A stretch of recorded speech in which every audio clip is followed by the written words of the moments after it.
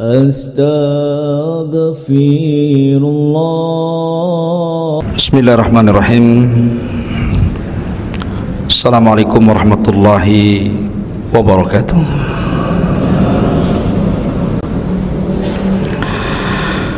Alhamdulillah wassalatu wassalamu ala Rasulillah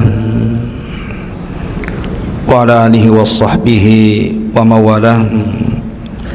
Wala hawla wala quwata illa billahi wa ba'du.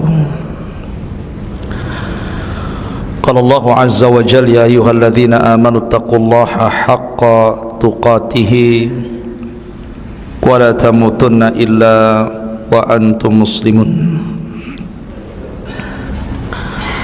Fa inna asdaqal hadithi kitabullah wa khairal huda huda Muhammadin sallallahu alaihi wasallam wa syarral umuri muhdatsatuha wa kullu muhdatsatin bid'ah wa kullu bid'atin dhalalah wa kullu dhalalatin finnar.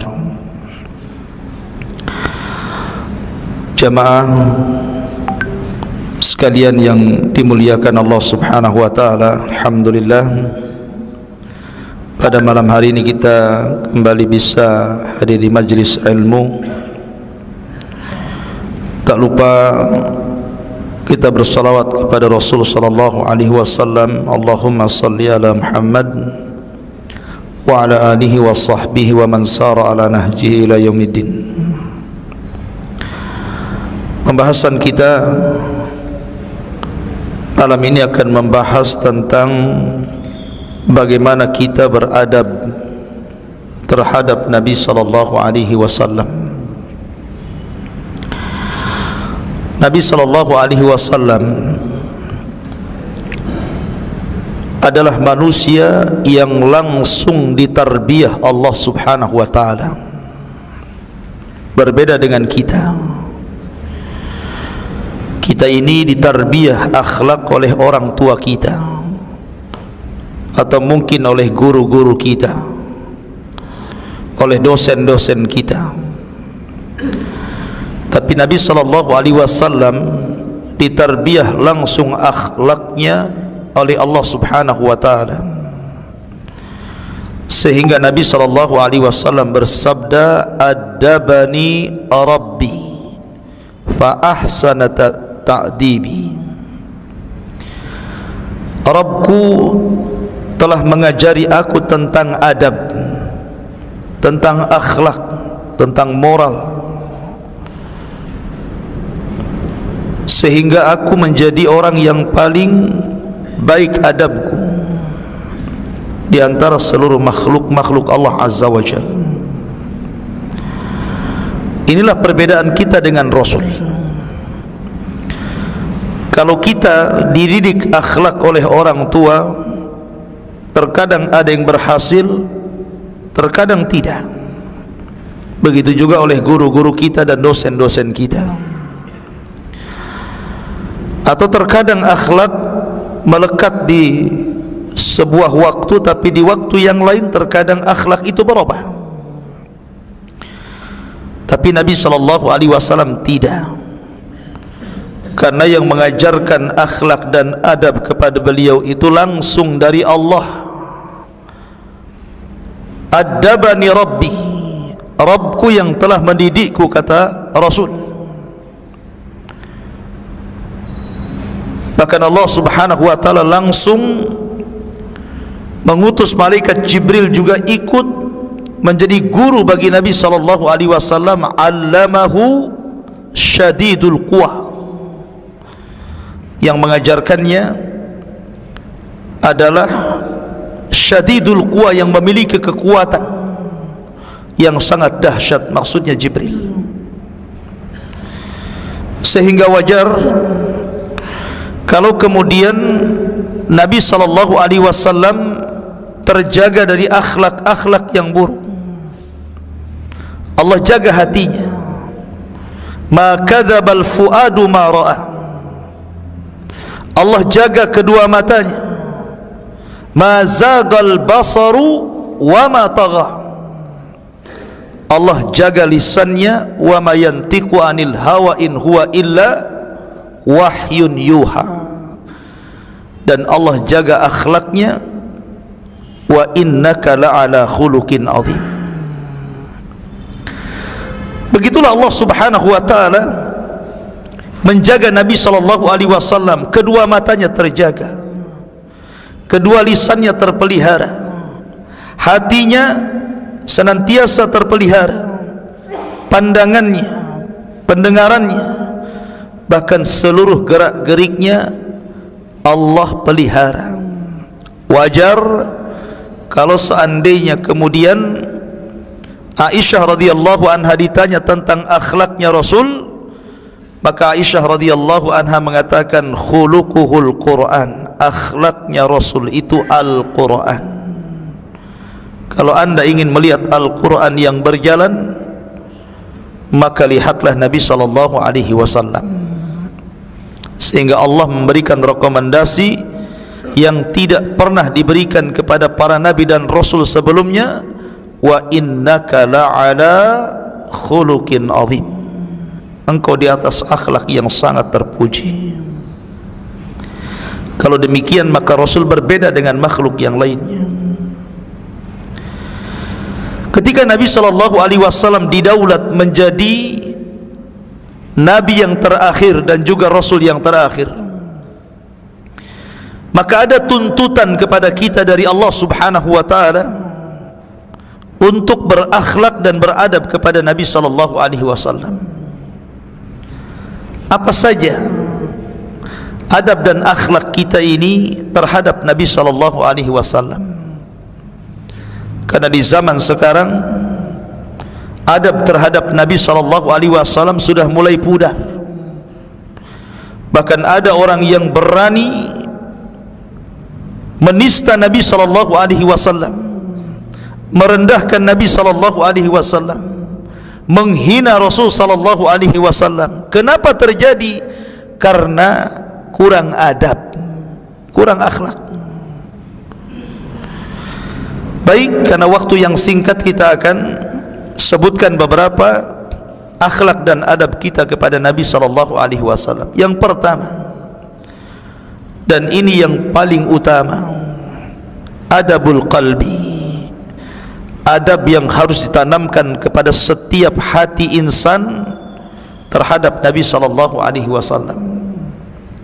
Tasdiquhu fima akhbar.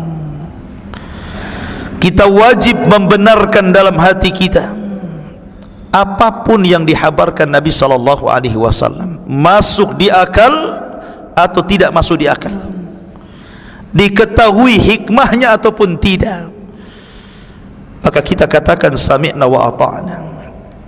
Innama qaulul mu'minin idza du'u ila Allahi wa rasulihi an yaqulu sami'na wa ata'na. Ini kata kuncinya, mendengar dan taat. 40 tahun lamanya sejak Nabi sallallahu alaihi wasallam dilahirkan sampai usia beliau 40 tahun, sehingga diangkatnya beliau menjadi nabi dan rasul di usia itu, tidak pernah ada yang mencela Nabi sallallahu alaihi wasallam di tengah-tengah kafir Quraisy. Ya, karena Nabi sallallahu alaihi wasallam dikenal amanahnya, dikenal kejujurannya, sehingga Nabi sallallahu alaihi wasallam digelar sadiqun masduq wa musaddaq. Dia adalah sadiq atau as-sadiq al-masduq wal musaddaq. As-sadiq artinya orangnya amanah. Semua yang diucapkan Rasul itu semua kejujuran. Rasul tidak pernah berdusta, walaupun main-main, walaupun bersenda gurau, Rasul tidak pernah berdusta. Nabi itu orangnya jujur. Al-Masduq disaksikan kejujurannya, yang disampaikan Nabi sallallahu alaihi wasallam disaksikan kejujurannya oleh manusia, dan juga musaddaq bil wahyi, bil mu'jizat. Dan Allah Subhanahu wa taala benarkan dengan memberikan wahyu dan mukjizat yang banyak sekali melebihi mukjizat para nabi dan rasul. Mukjizat yang paling banyak diturunkan kepada para nabi dan rasul, yang paling banyak adalah kepada nabi kita Muhammad sallallahu alaihi wasallam. Saat Nabi sallallahu alaihi wasallam turun wahyu kepadanya, wa anzir ashiratakal aqrabin, dan berilah peringatan wahai Muhammad kepada keluargamu yang paling dekat. Maka Nabi SAW ketika itu mengumpulkan di mana? Di Bukit Safa, yang kita kenal dengan Safa dan Marwah. Di bukit ini Nabi SAW mengumpulkan seluruh kerabat-kerabatnya. Lihat bagaimana Nabi muqaddimah kalamnya, muqaddimah pembicaraannya, berusaha untuk meyakinkan apakah dia masih dipercaya atau tidak. Kata Nabi SAW di hadapan orang-orang Quraisy itu, ya ma'sara Quraisyin, wahai orang-orang Quraisy, ara'aitum, bagaimana pendapat kalian, in kana min wara'i hadzal jabal jaisun musabbihukum aw mumassikum akuntum musaddiqi. Wahai orang-orang Quraisy, bagaimana pendapat kalian kalau seandainya kukatakan bahwa di balik bukit Abi Kubais ini ada tentara besar dengan kekuatan besar hendak menyerang kalian di pagi atau di sore hari kalian, apakah kalau saya mengucapkan seperti itu sewaktu-waktu kalian masih membenarkan ucapanku? Padahal mustahil ada tentara besar menyerang Quraisy, tapi Rasul hendak mengetes. Tapi apa kata-kata orang-orang? Sepakat semua mengatakan, ma jarrabna alaika kadhiban qat. Wahai Muhammad, kami tidak pernah mendapati dari lisanmu kedustaan sekecil apapun. Kami percaya apapun yang kau katakan, percaya, karena anda ini sadiqul amin, orangnya jujur lagi amanah. Ini pembenaran dari orang-orang Quraisy terhadap kejujuran Nabi SAW. Tapi ketika Nabi SAW mulai kemudian menyeru mereka kepada tauhid dan mengatakan, kalau begitu qulu la ilaha illallah tuflihun, kalau begitu ucapkanlah oleh kalian, tidak ada sesembahan yang berhak disembah kecuali Allah, kalian akan selamat, kalian akan selamat.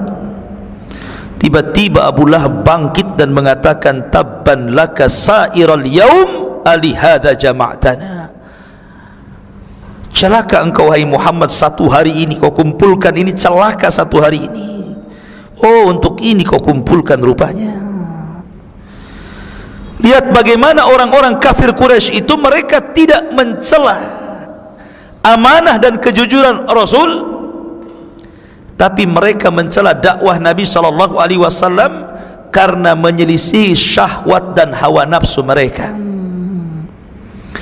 Jadi mereka mengingkari dakwah Rasul itu bukan karena mencela kejujuran dan amanahnya, tidak, mereka tidak mencela itu, tapi mereka mencela karena apa yang diserukan Rasul itu menyelisih hawa nafsunya, menyelisih syahwatnya, sehingga mereka mengatakan dalam perkataan yang lain, mereka mengatakan, aja'alal alihata ilaha wahid inna hadza la syai'un ujab.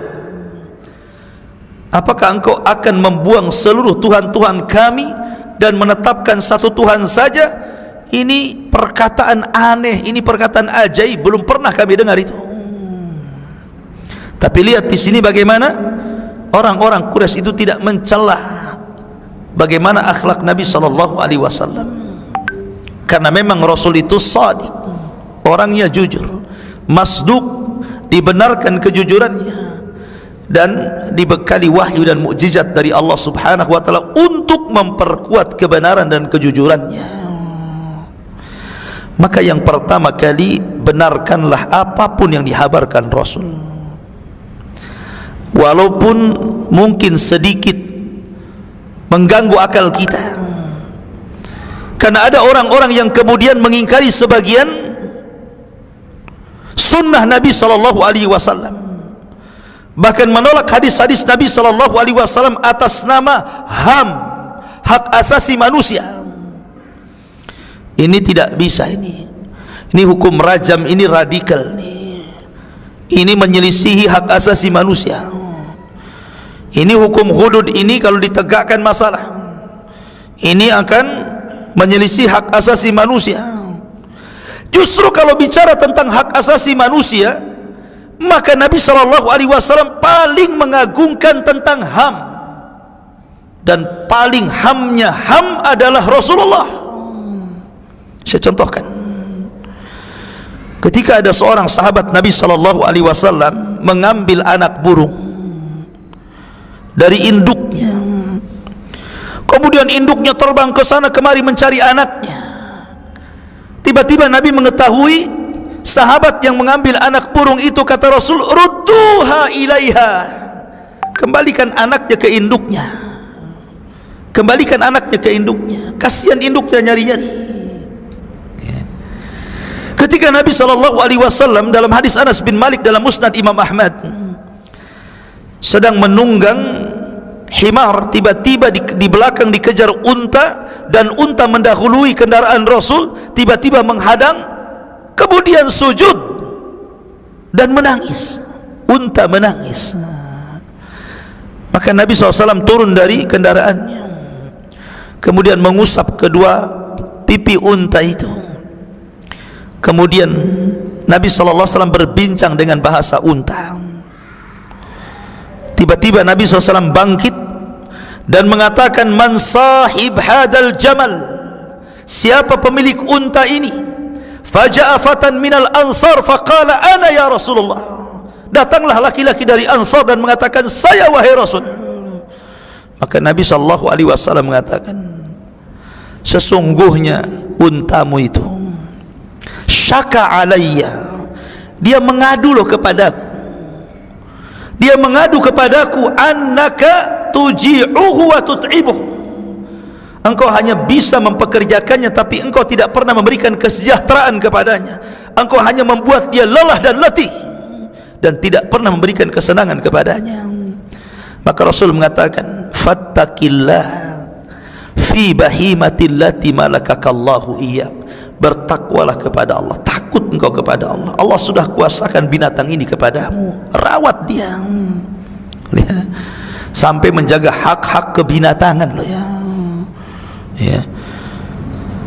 Bahkan bukan hanya binatang dijaga haknya oleh Rasulullah, sampai kepada jamadat, sampai kepada makhluk-makhluk Allah yang bukan binatang, bukan manusia, bukan jin, bukan malaikat, sampai kepada pepohonan. Ketika Nabi SAW datang seorang wanita menyerahkan mimbar yang dibuat 3 tingkat, yang dibuat oleh putranya itu, kemudian dihadiahkan kepada Nabi SAW, yang biasanya Rasul kalau berkhutbah itu di pelepah batang kurma, naik ke pelepah batang kurma kemudian berkhutbah. Sekarang dibuatkan mimbar 3 lantai ya, bukan 3 lantai, 3 tangga ya. Kemudian Rasul meletakkan di samping daripada batang kurma yang biasa Rasul berdiri di situ, karena Rasul sudah ada mimbar ketika itu. Naiklah Rasul ke dalam mimbar itu, ke atas mimbar, kemudian berkhutbah. Tiba-tiba ketika berkhutbah, seluruh manusia mendengar ada tangisan. Setelah dilihat satu dengan yang lainnya, siapa yang nangis? Siapa yang nangis? Tidak ada yang nangis, tapi terdengar suara hanin, suara tangisan. Maka tiba-tiba Nabi SAW turun dari mimbar, kemudian menghampiri kayu pelepah kurma itu, kemudian mengikat di pinggangnya. Kemudian kata Rasul, kalau aku tidak melakukan demikian, maka batang pelepah kurma itu akan terus menangis sampai kiamat, kata Rasul. Ya. Lihat, kalau hak-hak pepohonan saja dijaga, maka mimbabil aula tentu lebih utama hak-hak manusia lebih dijaga. Hak-hak binatang saja dijaga, hak-hak pohon saja dijaga, masa hak manusia tidak dijaga? Jadi ketika Allah Subhanahu wa ta'ala kemudian menurunkan sebuah hukum, itu tidak ada yang bertentangan dengan HAM, atau mungkin HAM itu sendiri yang bertentangan dengan Al-Quran, ya mungkin, ya. Ma'asyiral muslimin yang dimuliakan Allah Azza wa Jalla, maka jangan pernah menolak hukum syariat Allah Subhanahu wa ta'ala hanya mengikuti hawa nafsu barat dan timur, karena belum tentu hawa nafsu barat itu sesuai dengan nas-nas Al-Quran, bahkan cenderung menyelisihinya, karena mereka hendak merusaknya. Muncullah istilah-istilah, kenapa wanita itu ditutup sampai dari kepala sampai kaki, seolah-olah kemudian diambil haknya, tidak bebas seperti laki-laki. Gimana ini? Islam ini memelihara hak-hak wanita supaya tidak diganggu dan mudah dikenali bahwa dia seorang wanita muslimah dan wanita afifah yang menjaga kehormatannya, dan banyak lagi ikhwatu fiddin. Maka jangan menolak hadis Rasul karena hanya bertentangan, karena sebenarnya tidak bertentangan. Islam itu sangat menjunjung hak-hak manusia. Pertama, benarkanlah apapun yang dihabarkan Nabi SAW, masuk di akal atau tidak masuk di akal. Contoh, ini air, kata Rasul, idza dakhalat dubabu fi ina'i ahadikum, apabila ketika kita hendak minum tiba-tiba ada lalat terbang kemudian nyemplung ke salah satu gelas kalian, mau minum teh, minum kopi, terbang lalat nyemplung pula di situ, terjun bebas, ya. Kata Nabi SAW, falyaghmisu, celupkan sekalian, bukan supaya kopi rasa lalat, tidak, atau teh aroma lalat, tidak. Itu perintah Rasulullah, celupkan. Habis dicelupkan, buang, jangan diminum, ya. Apa alasannya? Karena satu sayapnya terdapat penyakit dan satu sayap ada penawarnya. Dikhawatirkan kalau tidak dicelupkan jatuh penyakit dan tidak ada penawarnya, maka celupkan sekali, supaya kalau memang nyemplung penyakit ada penawarnya sekalian di situ. Muncullah orang-orang mutakallimun yang tidak terima dengan hadis ini. Mana lalat? Lalat itu hidupnya di kotoran manusia, di sampah-sampah. Mana ada penawarnya? Semua racun. Wah, mulai dia menghina Nabi, seolah-olah dia lebih cerdas dibandingkan Nabi. Akalnya mulai bermain tuh. Ternyata setelah diteliti oleh dokter kaum muslimin, apa yang disabdakan Rasul menjadi sebuah kenyataan. Memang begitu. Dan akal juga tidak menolak kok. Orang kalau kemudian mabok duren, tinggal minum lewat cangkangnya duren, obatnya di situ, penyakitnya juga di situ, kan begitu. Kan ada orang makan durian itu habis itu minum pakai cangkangnya tuh, kan nggak jauh-jauh dari situ obatnya. Orang kepatuk ular pakai bisa ular ngeluarkannya, kan begitu. Jadi apa yang salah dengan lalat? Kenapa ditolak? Kalaupun seandainya tidak ada penelitian dokter yang ahli dalam meneliti bahwa tidak terbukti itu, maka kita selaku muslim tetap wajib membenarkan kalau itu datang dari Nabi SAW. Kenapa? Karena ilmu kita dibandingkan ilmu Allah tidak ada apa-apanya. Seberapa ilmu kita coba? Sejengkal di bawah tanah saja kita tidak tahu, kemudian menolak hadis Nabi SAW. Maka anda tidak beradab kalau begitu kepada Nabi SAW. Ini satu. Yang kedua, ta'atuhu fi ma'amar. Ta'atuhu fi ma'amar. Kita wajib mentaati apapun yang diperintahkan Rasul. Apakah dalam perintah itu ada yang menyenangkan hati, Ataukah dalam perintah itu ada yang memberatkan hati? Apakah dalam perintah itu sesuai dengan syahwat kita, atau mungkin menyelisih syahwat kita? Yang jelas ini perintah dari Allah dan Rasulnya. Maka Allah berfirman, atiullaha wa atiur rasul wa ulil amri minkum. Taatilah Allah, taatilah Rasul, dan para pemimpin kalian. Maknanya di sini, jangan kalian dahulukan kehendak kalian melebihi kehendak Nabi sallallahu alaihi wasallam. Julaibib, seorang sahabat Rasul, seseorang yang sangat fakir, orangnya hitam, orangnya pendek, orangnya jelek, fakir, tidak punya rumah, tidak punya peralatan rumah. Kalau minum dengan telapak tangannya, atapnya langit, lantainya bumi. Julaibib la mala wala jah, tidak memiliki harta dan kehormatan. Suatu ketika Julaibib lewat ketika Nabi sedang duduk-duduk bersama para sahabatnya dan mengatakan, ta'al ya Julaibib, kemari wahai Julaibib, kemari sini. Datanglah Julaibib kepada Rasulullah. Kata Nabi SAW, ya Julaibib, hala tatazawwaj. Julaibib, mau kamu menikah? Mau kawin kamu? Kata Julaibib, ya Rasulullah, mana yang mau denganku wahai Rasul? Siapa wanitanya yang mau denganku wahai Rasul? La mala wala jah. Saya ini tidak punya harta dan tidak punya kedudukan. Sudah pendek, hitam, jelek, miskin lagi. Tapi dia sahabat Nabi sallallahu alaihi wasallam. Mulia karena sahabatnya. Karena kemuliaan bukan dari fisik, dari harta, dari jabatan. Mulia karena dia sahabat Nabi sallallahu alaihi wasallam.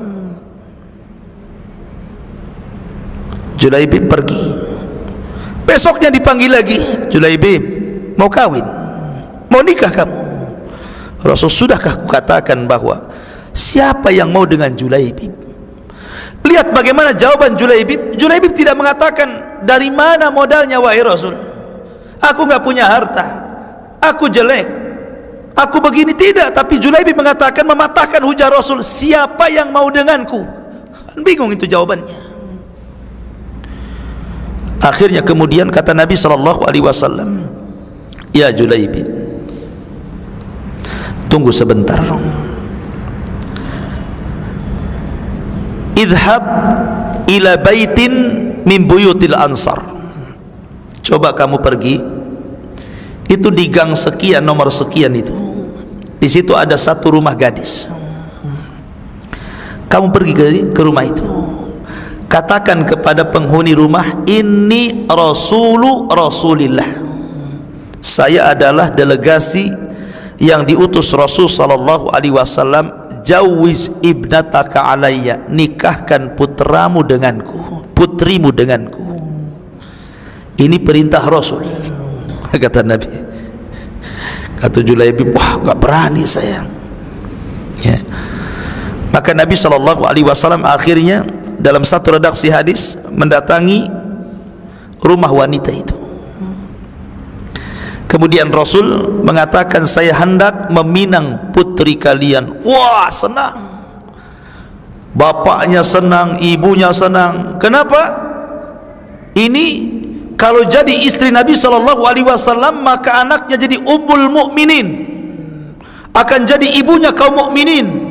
Bahagia bapaknya, bahagia ibunya. Kemudian mulailah mereka berbincang serius. Tiba-tiba Nabi SAW mengatakan, tidak, aku tidak hendak meminang putrimu untukku, tapi aku hendak meminang putrimu untuk Julaibib. Langsung berubah wajahnya, berubah wajahnya. Kata suaminya, kalau gitu tunggu dululah, kami akan bermusyawarah dengan istri dulu. Berkumpullah suami, istri dan putrinya. Di situ ada Rasulullah. Kata istrinya, ya Rasulullah, Julaibib Rasul, kau hendak menikahkan putriku dengan Julaibib? Halla bi Abi Bakrin wa Umar wa Utsman wa Ali. Kenapa kau tidak tawarkan Abu Bakar saja, Umar, Utsman, Ali? Kenapa mesti Julaibib? Kenapa mesti Julaibib katanya kan? Apa tidak ada yang lain selain Julaibib katanya? Marah istrinya. Tidak. Tiba-tiba putrinya ini bangkit, marah di hadapan Rasul kepada kedua orang tuanya. Putrinya mengatakan, ataruddani Rasulillah, ataruddani amra Rasulillah. Apakah kalian akan membantah perintah Rasulullah? Ini Rasul datang, ataruddani Rasulullah, apakah kalian akan membantah Rasulullah? Lihat, wanita ini wanita cerdas, wanita yang bertauhid, bukan wanita jalan-jalan, bukan wanita yang hari-hari nongkrong nonton sinetron, bukan wanita yang tabarruj kemana-mana. Tidak, wanita ini wanita sunnah, wanita tauhid. Dia marah kepada kedua orang tuanya, hataruddani Rasulillah. Kalau wanita di zaman sekarang mungkin bilang angkat jempol, mantap, cari yang lain aja. Tapi ini wanita ahli sunnah, wanita yang luar biasa. Dia mendahulukan kehendak Rasul, padahal Rasul hanya nawarkan. Mau alhamdulillah, enggak juga enggak apa-apa, namanya nawarkan kan begitu. Tapi wanita ini langsung mengatakan kepada orang tua, jangan bantah perintah Rasulullah, nikahkan aku dengan Julaibib. Nih, mantap wanita seperti ini ya. Dalam kisah, wanita itu adalah ajmal fatati al-ansar, wanita paling cantik dari wanita-wanita Ansar. Jadi wanita ini adalah wanita tercantik dari wanita-wanita Ansar, diuji keimanannya. Tapi karena dia lulus imannya, sami'na wa ata'na, menikahlah dia dengan Julaibib. Subhanallah. Di malam pernikahannya yang harusnya malam itu malam yang pendek, bukan malam yang panjang, karena tahu-tahu subuh kalau pengantin baru itu ya. Malam yang indah, malam yang ditunggu-tunggu muda dan mudi ya. Tiba-tiba ada seruan dari Nabi SAW, ya khailallah irkabu, wahai kuda-kuda Allah, bersiap-siaplah kalian bertempur. Julaibib langsung meminta izin kepada istrinya. Belum lagi merasakan nikmatnya malam pertama, dia lebih mendahulukan seruan Allah daripada seruan ranjang. Kira-kira kalau antum di posisi Julaibib, sementara istri kita adalah orang yang paling cantik di kota ini, kemudian suruh dipilih nih, memilih suruh jihad atau satu malam bersama istri, kira-kira antum milih yang mana tuh? Jangan bohongnya ya. Pasti dia pikir, kan jihad masih bisa besok, kan perang-perang yang lainnya masih ada, untuk perang ini saya gaib dululah, kan begitu. Tapi tidak, ini suami istri luar biasa ini Julaibib ini ya. Padahal Julaibib ini kita tahu sendiri bagaimana sifat-sifat badannya, la mala walajah, dijodohkan oleh Rasul dengan wanita yang paling cantik. Tapi tetap seruan Rasul lebih diutamakan dibandingkan seruan malam yang paling indah yang ditunggu semua muda dan mudi. Begitulah akhlak para sahabat. Berangkat Julaibib, perang. Selesai peperangan, dimenangkan kaum muslimin, pasukan berkumpul. Kata Nabi SAW, sudah lengkap kalian? Kata mereka, sudah wahai Rasul. Kata Rasul, tidak, ada yang kurang di antara kalian. Tidak, sudah lengkap wahai Rasul. Tidak ada yang kurang. Siapa Rasul? Julaibib. Aina Julaibib? Di mana Julaibib? Subhanallah. sampai dalam pasukan perang Julaibib tidak dikenal. Kenapa tidak dikenal? Karena Julaibib itu orang yang miskin, orangnya jelek, tidak memiliki harta, tidak memiliki jabatan. Dan umumnya memang orang-orang miskin di zaman sekarang pun tidak dikenal, kan begitu. Orang yang dikenal itu kalau punya jabatan, yang punya nama, yang punya gelar, ya orang kaya baru dikenal. Sampai tidak dikenal di hadapan para sahabatnya. Tapi biarlah tidak dikenal di hadapan manusia, tapi dia terkenal di hadapan Allah. Tidak masalah tidak jadi selebritis bumi, tapi dia menjadi selebriti langit, dikenal oleh Allah dan seluruh malaikatnya. Dicari Julaibib itu, rupanya Julaibib sudah terkapar syahid, di sekitarnya 7 orang musyrik dibunuh di tangannya. Maka Nabi SAW menghampiri Julaibib, diambilnya Julaibib, kemudian kepalanya diletakkan di pahanya. Sambil menangis Rasul mengatakan, fa innahu minni wa ana minhu, sesungguhnya Julaibib bagian daripada diriku dan aku bagian daripada dirinya. Subhanallah. Maka kalau orang kemudian menolak panggilan Allah dan Rasulnya, ini kurang adab, ya kan? Maka apapun yang diperintahkan Rasulullah, laksanakan, kerjakan, jangan kurang adab, kurang akhlak. Yang ketiga, wajtinabu ma naha anhu wa jazar, hendaklah meninggalkan apapun yang dilarang Rasul. Kalau Rasul sudah melarang, tinggalkan. Ingat, melaksanakan perintah dengan menjauhi larangan itu beda. Kalau mengerjakan perintah dikaitkan dengan istita'ah, kesanggupan, tapi kalau menjauhi larangan tidak dikaitkan dengan istita'ah, kesanggupan. Kalau perintah itu Allah mengatakan fattaqullaha mastata'tum, bertakwalah semampu kamu. Tak bisa salat berdiri, duduk, tidak bisa duduk berbaring, tidak bisa berwudu dengan air tayamum, ada alternatif. Tidak sanggup haji karena tidak mampu, gugur kewajibannya. Apa masalahnya? Ya, semua ada gantinya. Itu dalam melaksanakan perintah fattaqullaha mastata'tum. Tapi dalam larangan tidak bisa. Ada orang sudah kecanduan khamar, narkoba, atau apalah yang sejenisnya. Biasa satu malam 5 botol teler. Karena dia tahu khamar itu haram. Saya ingin meninggalkan khamar Pak Ustadz, tapi saya ingin istita'ah sesuai kemampuan saya. Yang biasanya bulan kemarin 5 botol, bulan ini saya kurangilah 3 botol. Bulan depan 2 botol, bulan depannya lagi 1 botol, bulan depannya lagi 1 gelas, nanti sampai 1 sendok saya tinggalkan. Tidak bisa kayak gitu. Ya, kalau sudah larangan tinggalkan mutlak, nggak ada lagi cerita bertahap, itu tidak ada dalam larangan.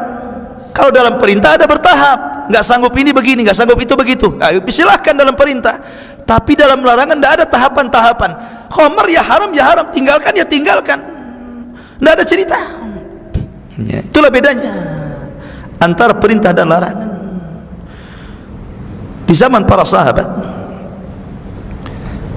ketika Anas bin Malik radhiyallahu an berada di rumah Abu Talha radhiyallahu an, atau di rumah salah seorang sahabat Nabi, dulu khamar itu bagian daripada minuman kebanggaan.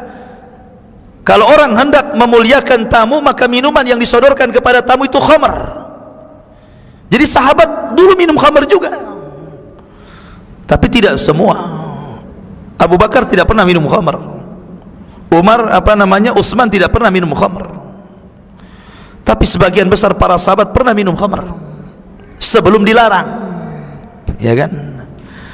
Tetapi ketika kemudian Anas bin Malik bercerita, saya berada di salah satu rumah sahabat, ada yang mengatakan di rumah Abu Talha, sedang membantu Abu Talha memuliakan tamunya, menuang-nuangkan khamar ke gelas-gelas tamu. Id sami'a munadi yunadi, tiba-tiba dia mendengar ada orang yang berteriak, di luar rumah. Kata Abu Talha, ya Anas, ukhruj, keluar kamu, fasma mada yaqulul munadi yunadi, coba dengarkan itu ngomong apa orang itu. Fa kharaja Anas bin Malik, keluarlah Anas bin Malik. Fa idza sami'a munadi yunadi ala wa innal khamra qad hurrimat, tiba-tiba Anas mendengar yang berteriak itu adalah sahabat utusan Rasul dan telah turun wahyu kepada Rasul, innal khamra wal maisir ila akhiril ayah rizsun min amali syaitan fajtanibuhu la'allakum tuflihun. Sesungguhnya khamar dan kawan-kawannya adalah najis, termasuk amalan setan, tinggalkan kalau kalian ingin beruntung. Penekanannya 4, najis, amal setan, tinggalkan kalau ingin jadi beruntung.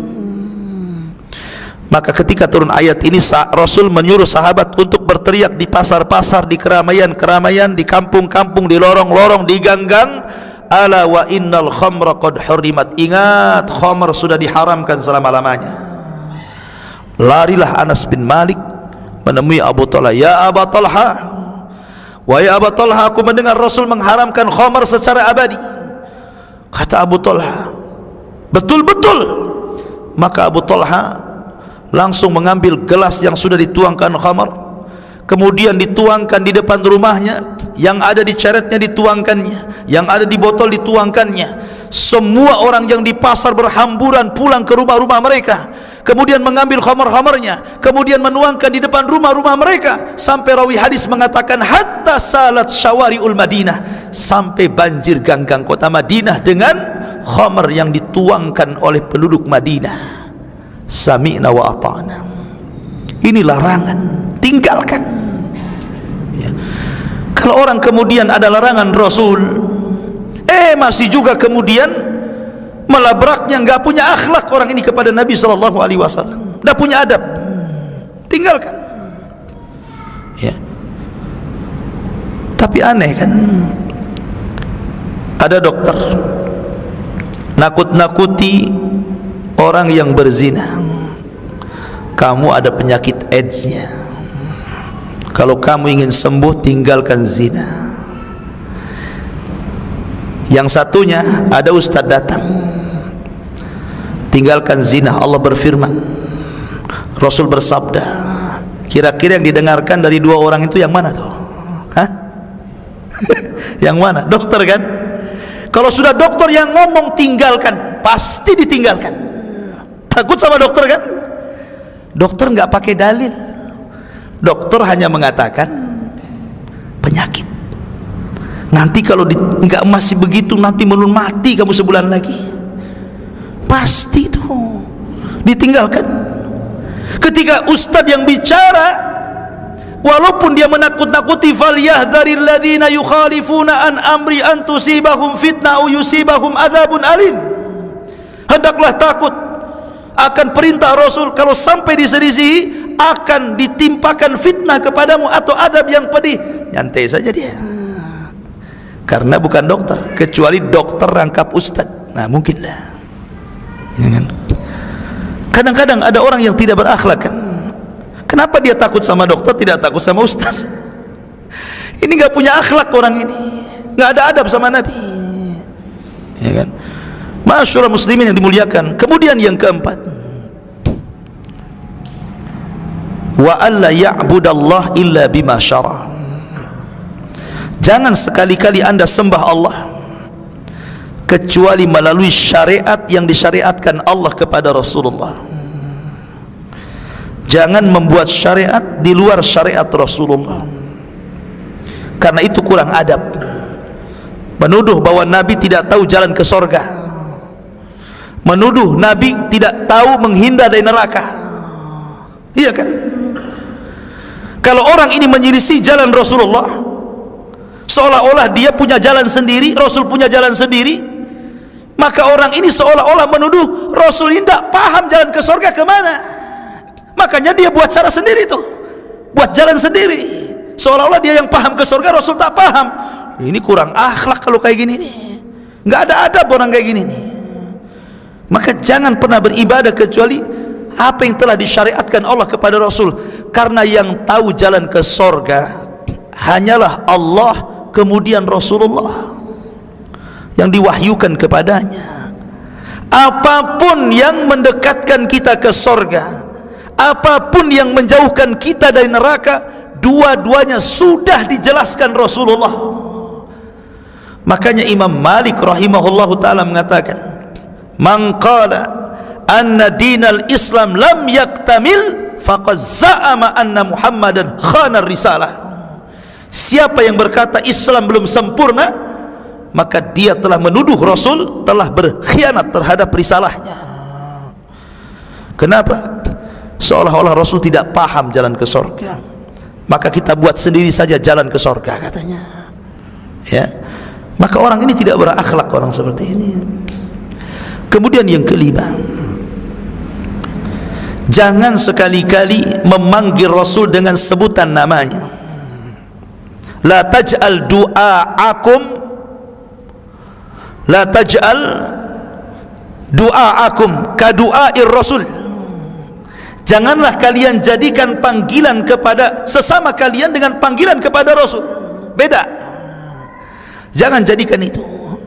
Orang yang memanggil dulu di zaman Rasulullah, kalau ada Abu Bakar maka kita panggil ya Abu Bakrin. Umar lewat ya Umar, ila aina tadhhab. Abu Ubaidah lewat ya Aba Ubaidah.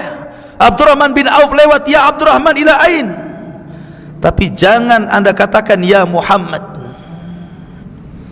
Sebutan panggilan kepada Rasul hanya ada dua kata, ya Nabi Allah, ya Rasulullah. Wahai Nabi Allah, wahai Rasulullah. Begitu adabnya mereka kepada Nabi SAW, kecuali Badui, karena Badui itu nggak punya akhlak. Kadang-kadang mereka datang ke Madinah berteriak-teriak di balik kamar Nabi SAW, ya Muhammad ukhruj katanya. Itu Badui itu. Tapi tidak ada sahabat yang memanggil-manggil Rasulullah di balik hujurat. Alladzina yunaduna min wara'il hujurati aktsaruhum la ya'qilun, kata Allah. Kebanyakan orang-orang yang memanggil di balik kamar Rasul dengan menyebut ya Muhammad, kebanyakan mereka enggak punya akal, orang Badui. Maka jangan jadi orang Badui kita maksudnya. Kita katakan ya Muhammad, ya Rasulullah, ya Nabi Allah, jangan ya Muhammad. Makanya Allah mengajarkan adab ini dalam Al-Quran. Allah ketika menyebut Adam langsung menyebut ya Adam uskun anta wa zawjukal jannah. Ketika memanggil Nabi Yahya, ya Yahya hudil kitab bil quwwah. Ketika memanggil Nuh, ya Nuh, ya Ibrahim, ya Isa ibn Maryam, a anta qulta linnasi ittakhiduni ilahaini min dunillah. Tapi Allah tidak pernah mengatakan ya Muhammad, tapi Allah mengatakan ya ayyuhan nabi qul li azwajika wa banatika wa nisa'il mu'minin, ya ayyuhar rasul kulu min thayyibati ma razaqnakum, kulu min thayyibati wa'malu salihah. Lihat di sini Allah mengajarkan adab, jangan memanggil dengan nama, kurang adab, ya kan?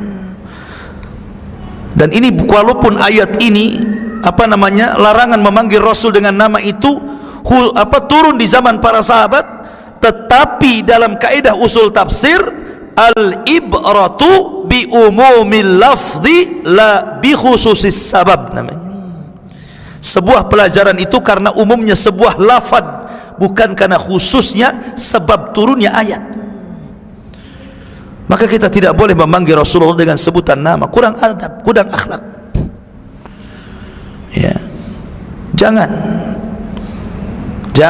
apalagi ngasih nama binatang dengan nama Rasulullah, makin gak beradab lagi.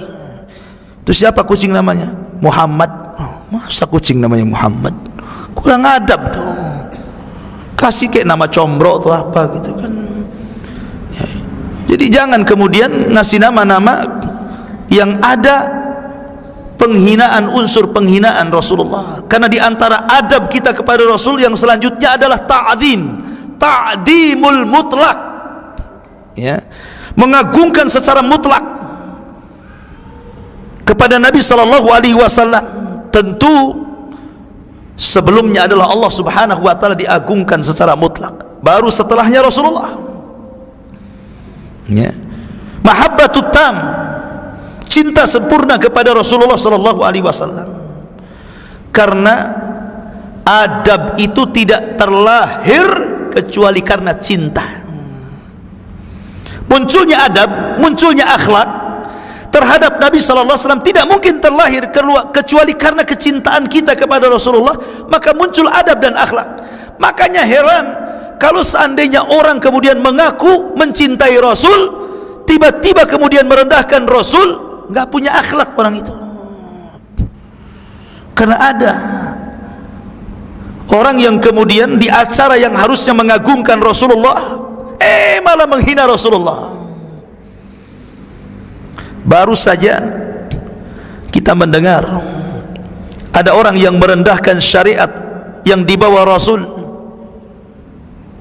dengan mengatakan bahwa cadar dan cingkrang itu adalah mode saja, tren berpakaian orang Arab, budaya bukan syariat.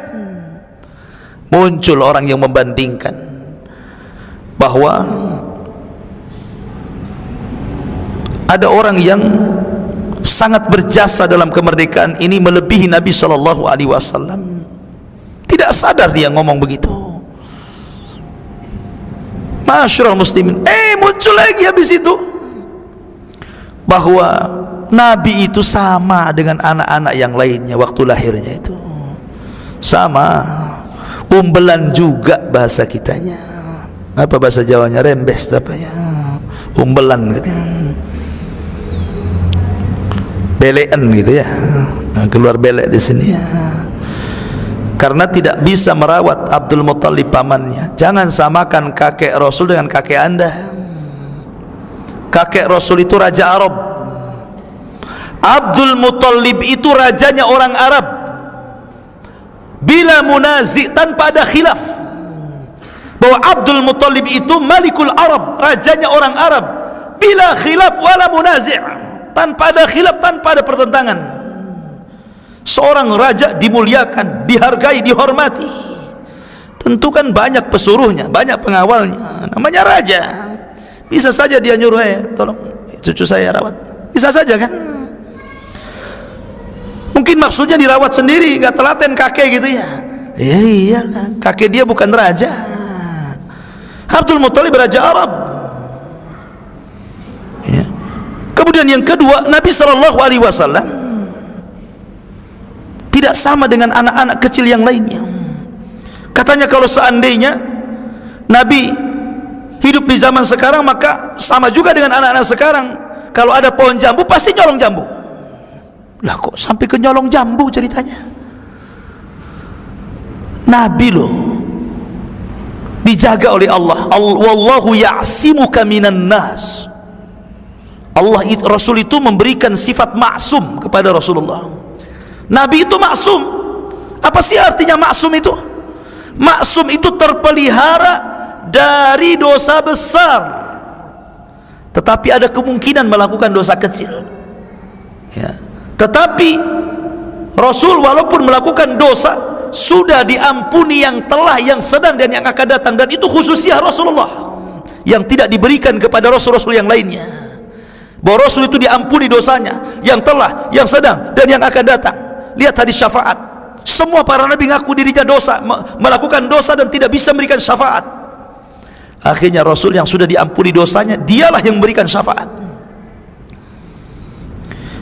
Kok bisa dia mengatakan seperti itu? Nyolongkan dosa besar, makanya ada hukuman potong tangan.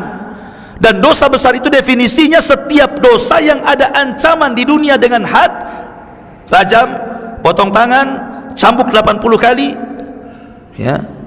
Bagi orang yang menuduh wanita baik-baik berzina, bagi yang minum khamr, cambuk 40 kali di zaman Rasul, di zaman Umar 80 kali, itu had. Dan di akhirat diancam neraka, diancam azab, diancam ini dan itu oleh Allah. Itulah namanya dosa besar. Dan nyolong itu bagian daripada dosa besar. Tidak mungkin Rasul melakukan dosa besar. Satu. Yang kedua, ketika Halimah Sa'diyah menyusui Rasulullah, di tete kanannya dia tidak mau menyusu ke tete kirinya. Kenapa? Karena itu milik bayinya Halimah. Dia tahu itu hak orang, tidak mungkin diambil. Rasulullah masih bayi tahu itu hak orang, tak mungkin nyolong jambu, ya kan? Maka ini kan gimana ya kita katakan ya. Selesai ini muncul lagi Nabi SAW itu usia 50 tahun, menikah dengan Aisyah radhiyallahu anha usia 9 tahun katanya. Padahal dalam hadis Bukhari menikah 6 tahun, Aisyah dinikahi Rasul 6 tahun, baru digauli 9 tahun. Kemudian dia mengatakan, mana mungkin wanita 9 tahun, Aisyah radhiyallahu sangat senang, sangat bahagia, sangat sumringah dinikahi oleh Rasul sallallahu alaihi wasallam yang sudah 50 tahun. Akal saya enggak nerima katanya. Karena kalau itu terjadi kepada wanita sekarang, umur 9 tahun dinikahi kakek 50 tahun, pasti dia bunuh diri katanya. Kalau ini ceritanya lari ke sana coba.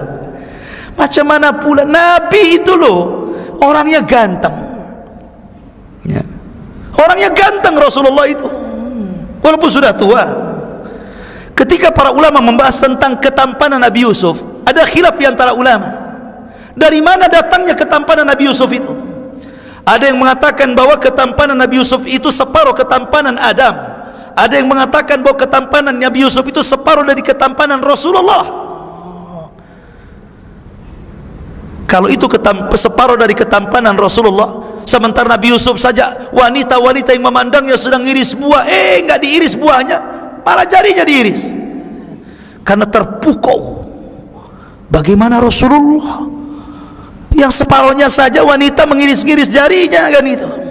Rasul itu tampan, wangi, gagah, dihormati.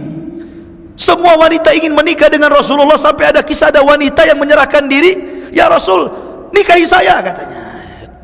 Nah, dan khususnya Rasul kalau menikah dengan wanita tanpa saksi, tanpa wali boleh. Itu khususnya Rasul, wanita yang menghibahkan dirinya. Tapi anda jangan seperti itu. Ini khususnya Nabi, ya kan?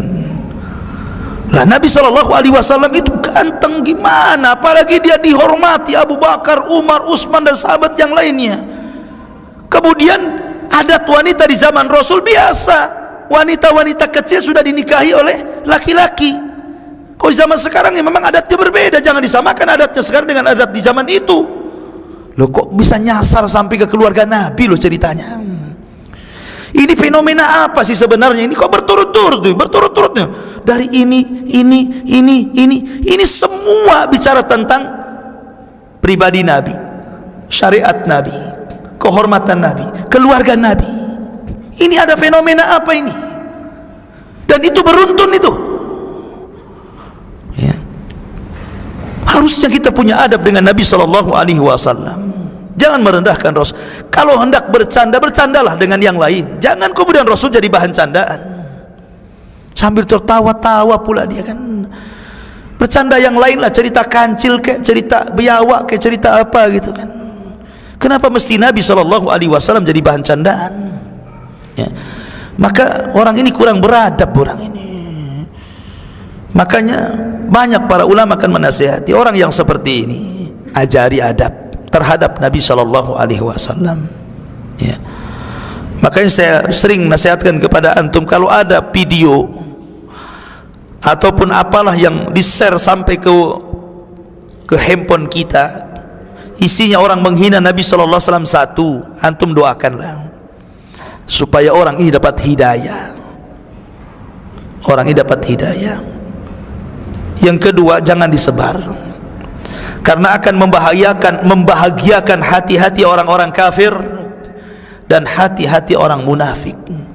Makin tersebar makin bahagia mereka. Lihat, nabinya dihinakan, sedulu kita yang menghina, sekarang mereka yang menghina katanya. Jangan disebar. Rasul tahu nama-nama orang munafik, tapi tidak disebar. Cukup dia dan Hudzaifah ibnul Yaman yang tahu. Tapi kalau kadang tersebar, ya sudah, memang Allah hendak membuka aib orang itu. Tapi jangan kita juga kemudian mencaci maki. Tetap kita tidak terima membela Rasul, karena di antara akhlak dan adab kita kepada Rasul adalah membela Rasulullah dari para penista. Begitulah yang dilakukan para sahabat. Membela Rasul itu akhlak. Tapi walaupun demikian bukan berarti kemudian kita membantah dengan kata-kata kotor, kata-kata yang tidak santun. Tetap kalau kita hendak membantah itu cari diksi, kata-kata yang baik, yang santun. Karena ada dai memang ingin membantah Rasulullah tapi bahasanya ngeri dah dengarnya. Ya, panas kuping. Jadi jangan disebar. Yang ketiga, jangan dibela.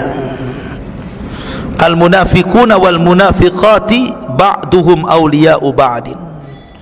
Orang-orang munafik satu dengan orang-orang munafik yang lainnya itu saling mendukung, berkoalisi mereka itu. Jadi kalau ada orang munafik menista Nabi, jangan kemudian ikut-ikut mendukung dia. Kalau itu Anda juga munafik nantinya, ya. Jangan didukung, tetapi jangan pula kemudian kita celah dengan kata-kata kotor. Ya kita bantah, kita sadarkan. Kalau dia lewat YouTube, ya kita juga lewat YouTube, kita bantah. Ini tidak benar. Bertobatlah kepada Allah, kembalilah ke jalan yang benar, ya kan? Supaya jangan terulang lagi. Yang Anda celah ini bukan manusia biasa, Rasulullah. Dan ini jadi pelajaran bagi kita, ikhwan. Bagi kita pelajaran bahwa hati-hati di dalam menyebarkan video atau menulis status atau apalah namanya. Di zaman ini mudah tersebar, mudah jadi bahan adu domba kaum muslimin, dan itu bisa menghilangkan keamanan dalam berbangsa dan bernegara. Boleh jadi terjadi rusuh di mana-mana jadinya. Keamanan itu nikmat yang sangat besar, ikhwan. Gara-gara kasus ini saja kita lihat kan, ngeri itu kalau kita nengok YouTube kan, kayaknya mau perang saja nih. Sampai keluar apa itu? Tagar hashtag apa itu, satu pembela Nabi, satu pembela kiai katanya. Lah ini gimana kau mau perang gue? Wadah sampai tagar, sampai hashtag yang mengeluarkan seperti itu ya. Ma'asyiral muslimin yang dimuliakan Allah Azza wa Jalla. Ya kita doakan mudah-mudahan dia sadar. Baca sirah kembali bagaimana cara beradab kepada Nabi sallallahu alaihi wa ala alihi wasallam. Ma'asyiral muslimin yang dimuliakan Allah. Kemudian yang terakhir, di antara adab kita kepada Nabi sallallahu alaihi wasallam adalah dengan memperbanyak sholawat. Nabi pernah naik ke atas mimbar, 1 langkah amin, 2 langkah amin, 3 langkah amin. Selesai khutbah, sahabat bertanya, "Alama amanta ya Rasulullah?" Atas doa apa kau aminkan? Kami tidak mendengar doamu, tapi kau mengaminkan 3 kali. Kata Rasul, tadi Jibril turun. Dia berdoa dengan 3 doa, dia minta diaminkan, ku aminkan doanya. Jibril yang doa, Rasul yang mengaminkan, sahabat yang menyaksikan. Kira-kira dikabulkan tuh doanya? Pasti dikabulkan. Salah satunya, ragima anfu rajulin, celaka dan binasa orang-orang yang ketika disebut namamu, nama Rasul, falam yusalli alaihi, dan dia tidak bersalawat kepada Nabi. Celaka, celaka, celaka. Maka perbanyak salawat Rasul, karena tanda cinta itu ketika dia banyak menyebutnya. Ya, makanya saya ulangi cerita Laila Majnun. Ada wanita namanya Laila, pacarnya namanya Majnun. Majnun itu gila, maka disebut Laila Majnun. Pacarnya, wanitanya namanya Laila, laki-lakinya Majnun. Tahu Majnun? Orang sinting Majnun itu, orang gila, Majnun. Ya. Kenapa dibilang Majnun? Karena cintanya nggak masuk akal. Kalau datang di malam hari, dia terus menyebut-nyebut pacarnya. Ya Laila, ya Laila. Senang dia. Kenapa? Karena malam hari disitulah pacarnya ada. Bahasa Arabnya malam apa? Lailun.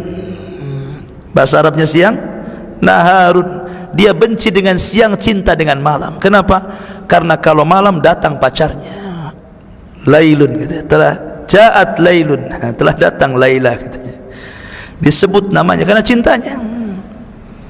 Maknanya orang yang cinta itu pasti suka menyebut-nyebut kan. Terbayang-bayang pohon pisang jadi si dia, tiang listrik jadi si dia, semua jadi si dia. Orang cinta kan seperti itu, sebut-sebut namanya.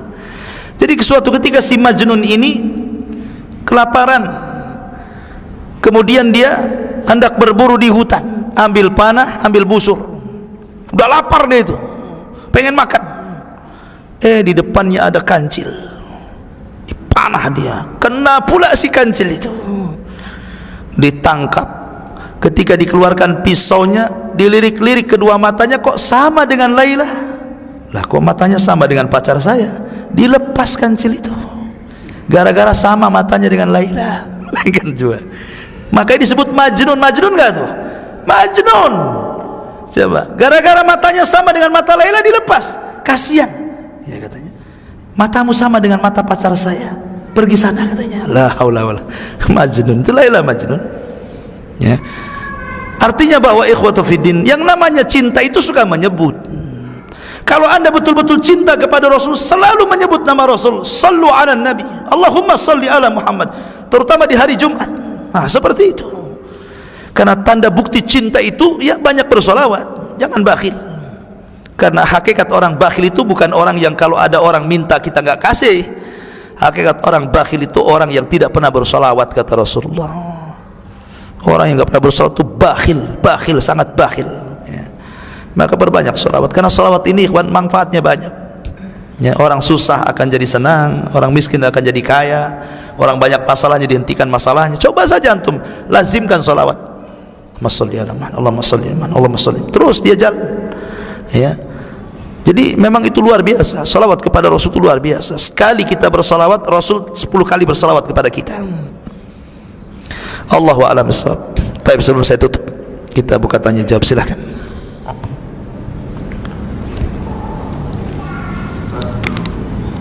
Fadhal.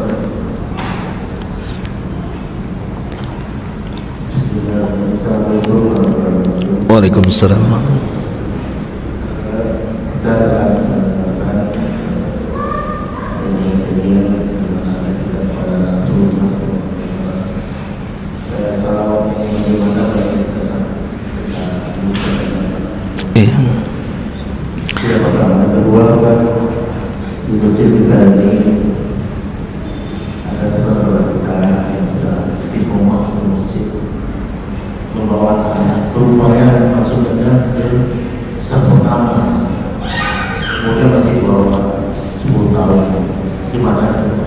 Siap. Iya. Salam. Ya, alhamdulillah. Salawat kepada Nabi SAW berbagai macam bentuk salawat.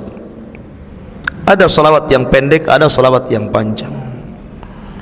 Ada salawat yang disertakan dengan salawat Ibrahimiyah, agak panjang, itu seperti dalam tasyahud gitu ya. Allahumma salli ala Muhammad wa ala ali Muhammad kama shallaita ala Ibrahim wa ala Ibrahim innaka Hamidum Majid. Allahumma barik ala Muhammad wa ala ali Muhammad kama barakta ala Ibrahim wa ala Ibrahim innaka Hamidum Majid. Ya, agak panjang kan gitu. Boleh juga palingnya pendek lah. Allahumma salli ala Muhammad. Sudah. Ya. Allahumma salli alaihi. Nah, lebih pendek lagi kan itu. Tidak ada masalah. Intinya mau bersalawat, mau pendek mau panjang sama saja. Tapi coba lazimkan salawat itu. Itu tanda bukti cinta kita kepada Rasulullah. Kadang kita ini malas gitu bersolawat gitu kan. Makanya banyak orang-orang yang risih dengan antum ini. Itu orang itu jarang bersolawat katanya. Ya maksudnya mungkin solawat-solawat tertentu, tidak ya. Ya antum buktikan antum itu ahli solawat. Ya banyak bersolawat kepada Nabi. Kemudian tentang masalah anak kecil dalam saf, apakah memutus saf atau tidak? Pertama saya ingin nasihatkan perkataan Syekhul Islam Ibnu Taimiyah dalam Majmu'ul Fatawa. Makruh hukumnya seorang ayah membawa anak yang mengganggu.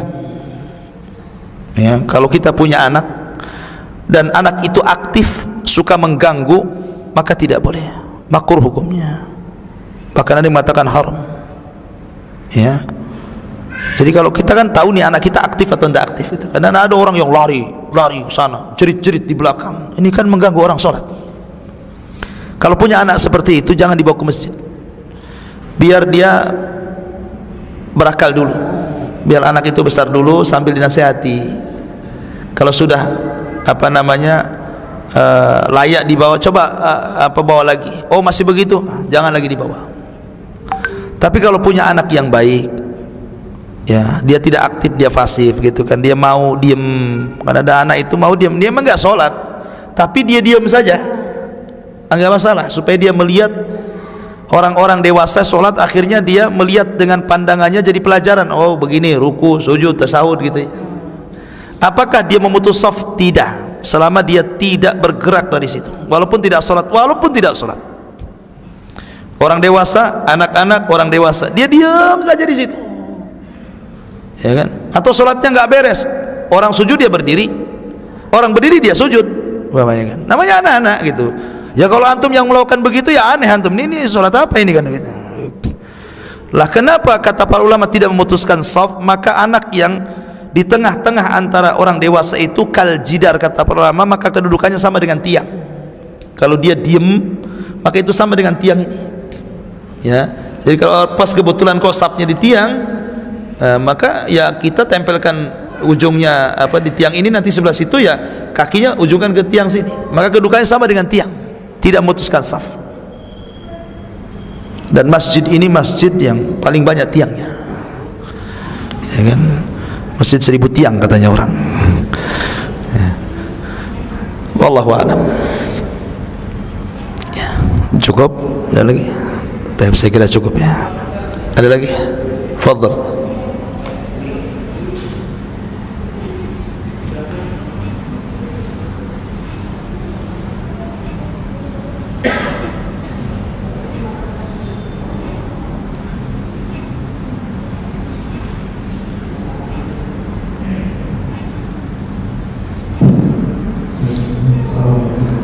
Waalaikumsalam warahmatullahi wabarakatuh.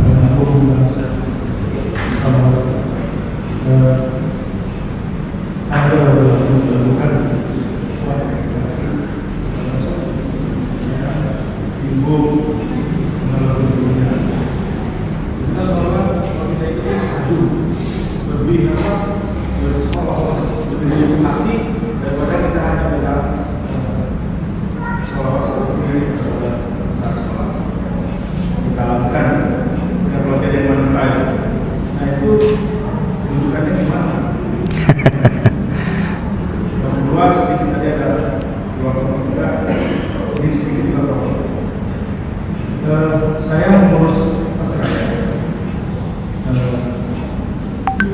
secara aturan Islam itu ada, tapi ketika datang pengadilan dibilang pengadilan itu mulai dari talak satu. Seharusnya bagaimana?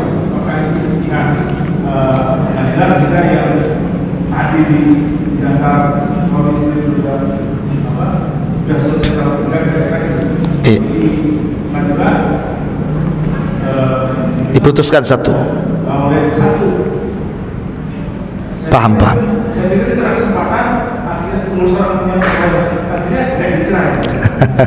Jadi kalau tiga cerai perasaan itu tidak jadi karena pengadilan katanya. Waalaikumsalam. Iya. Salawat dengan nyanyian. Sebenarnya nyanyian itu, hukum nyanyian sendiri itu melalaikan, ikhwan. Makanya nyanyian itu tidak akan berjumpa dengan Al-Quran selamanya.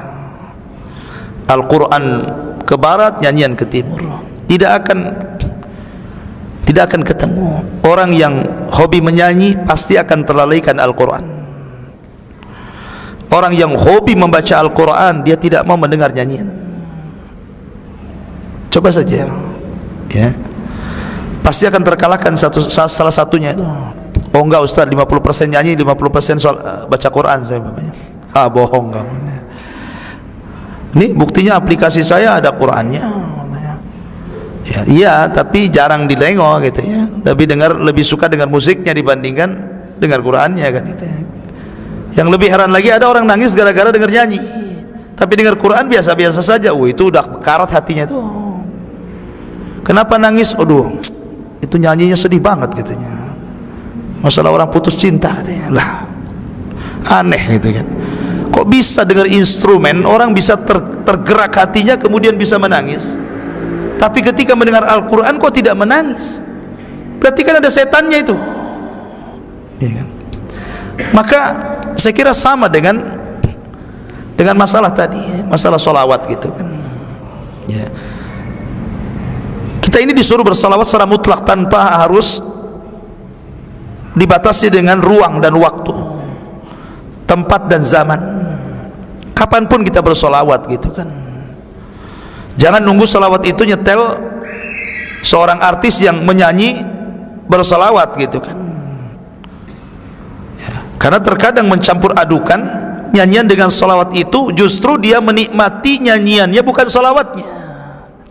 Iramanya, instrumennya itu yang dinikmati, itu bukan solawatnya sebenarnya. Saya nggak yakin kalau itu salawatnya. Dia sedih itu karena instrumen yang buat sedih, kan gitu ya. Coba dihilangkan solawatnya, diganti pakai bahasa Arab lain, tetap dia menangis. Hilangkan solawatnya, ganti bahasa Arab lain, bahasa Arab tentang isinya politik atau Quran Arab dibaca, mungkin pemerkosaan atau apa di Quran Arab, kriminal, tapi dilakukan pakai musik yang tadi kan itu. Nangis nggak orang tuh? Nangis juga kan? Karena apa? Instrumennya yang buat nangis, bukan isinya. Memang begitu ya. Jadi sebaiknya sudahlah, kita original sajalah. Allahumma sholli ala Muhammad, Allahumma sholli. Begitu saja kita aja, kayak orang berzikir seperti itu. Seperti orang berzikir. Itu lebih utama kan, karena itu antara kita dengan Allah yang tahu ya. Kemudian yang kedua, masalah cerai. Ada orang sudah talak rujuk, nggak bisa lagi rujuk, karena Allah mengatakan at-talaqu marratan fa imsakum bima'rufin aw tasrihum bi ihsan. Talak itu 2 kali yang ada rujuknya. Ketiga kali tidak boleh rujuk, hatta tangkiha zaujan ghairah, sampai dia menikah dengan laki-laki lain. Itu nas Quran. Masalahnya orang ini datang ke pengadilan, kemudian hakim otomatis kan akan mendengarkan apa keluhannya, apa masalahnya, ya kan. Kemudian si suami istri bercerita, kata suami dia begini, sudah saya cerai, kemudian saya rujuk lagi, saya cerai, kemudian saya rujuk. Belakangan kata hakim titik, kemudian diketok, kamu baru 1 kali talak, tok. Mana yang kita pilih? Maka berdasarkan keumuman firman Allah Azza wa Jalla, atiullaha wa atiur rasul wa ulil amri minkum. Taatlah kepada Allah, taatlah kepada Rasul, dan kepada ulil amri. Dalam hal ini hakim. Berarti perkataan hakim didahulukan daripada perkataan suami istri tadi. Tetapi kalau hakimnya jeli, memang hakimnya orang alim, tentu dia akan melihat kasus ya. Kan hakim tidak boleh karena dia baru pertama daftar dihukumi 1 talak, nggak bisa kayak begitu. Dia jangan melawan hukum Allah dengan aturan karena dia daftar baru pertama kali kemudian dihukumi 1 kan gitu. Nggak bisa. Masa hukum Allah kemudian dibantah dengan daftar 1 kali kemudian 1 kali ketok? Tidak. Kalau hakim yang cerdas, dia melihat inti masalah, bukan karena pertama daftar. Gimana masalahmu? Oh begini. Kamu sudah talak 3, nggak boleh lagi kawin, kan begitu harusnya. Tetapi kalau seandainya pun ya, kemudian hakim tetap memutuskan 1 padahal masalahnya sudah jelas 3, ya sudah, kita lihat dohir ucapan hakim. Kalau seandainya ada kesalahan, yang dosa hakim loh ya, karena dianggap berzina tapi hakim bilang nggak berzina. Berarti kita serahkan kepada hakim, karena berdasarkan keumuman atiullah wa atiur rasul wa ulil amri minkum. Wallahu a'lam. Subhanakallah bihamdika asyhadu an la ilaha illa anta astaghfiruka wa atubu ilaik. Allahu ta'ala alam. Assalamualaikum warahmatullahi wabarakatuh.